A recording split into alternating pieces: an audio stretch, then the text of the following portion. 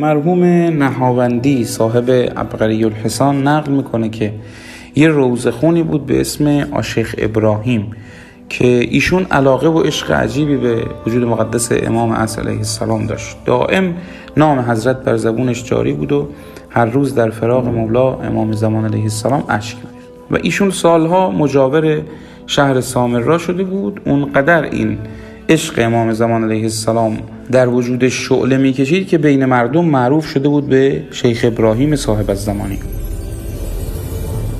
آشیخ ابراهیم معجزات عجیبی رو از توسل به امام زمان علیه السلام نقل میکنه. چند مورد از این معجزات توی یکی از سفرهای ایشون اتفاق افتاده. میگه داشتیم همراه خانواده از زیارت مشهد برمیگشتیم به سمت نجف.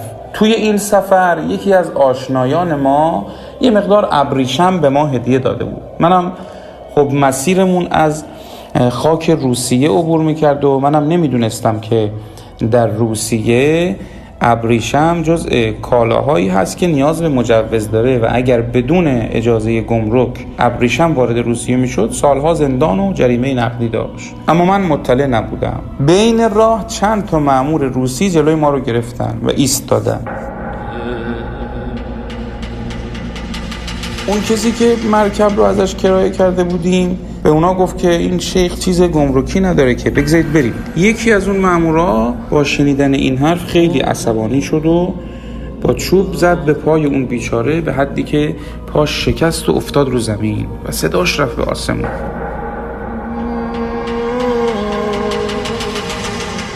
بعد اومدن سراغ من گفتن بارها و اساسیت رو باز کن، باید ببینیم چی داری.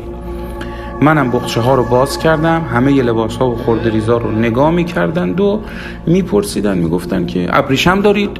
من تا دیدم همه بازرسیشون برای ابریشم هست تازه فهمیدم که حمل ابریشم اونجا ممنوعه.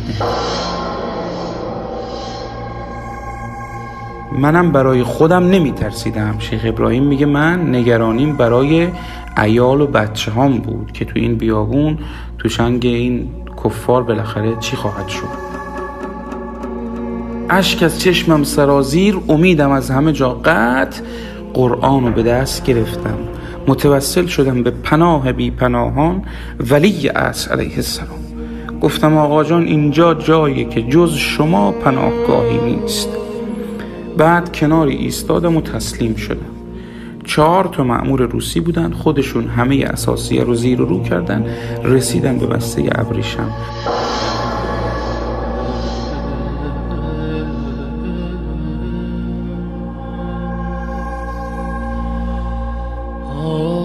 درشو باز کردن، کلاف ابریشم رو یکی یکی بیرون میکشیدن و نگاه میکردن، به همدیگه نشون میدادن، میگفتن این چیه؟ انگار نمیفهمیدن که ابریشمه. همینطور تا آخر یکی یکی کلاف ها رو کشیدن بیرون و دور انداختن. گفتن آشیخ بار کن و برو، چیزی نبود.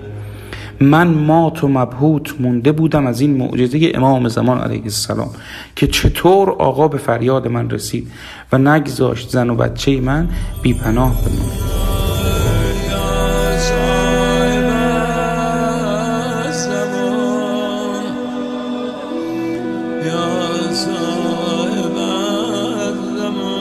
اساسیه رو که بستم دیدم نمیتونم بارشون کنم.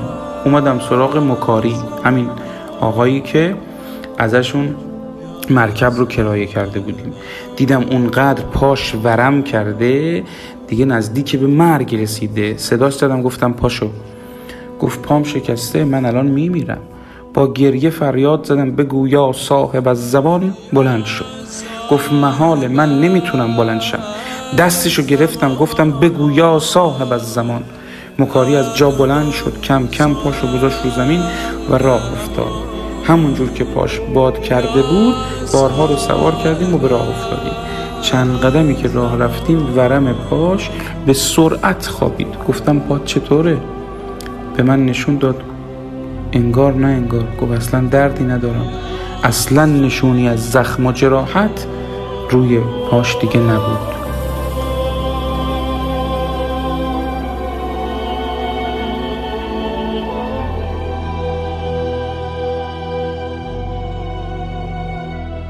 توسل صادقانه به امام زمان علیه السلام نتیجهش همین. غیر ممکن رو ممکن میکنه.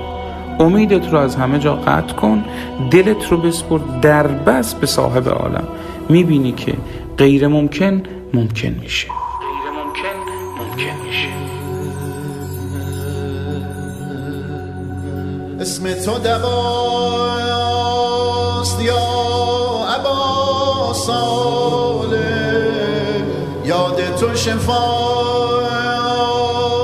یا ابا صالح، وصل تو بود همه جا رحمت، هجر تو بلاست ابا صالح. به امید برآمدن آفتاب ظهور از پس طوفان‌های مهلک دوران غیبت، ایدی که به ما گذرد بی تو بدتر ز عزاست ابا صالح. ماییم چو ماهی دور از آب، ای صاحب ما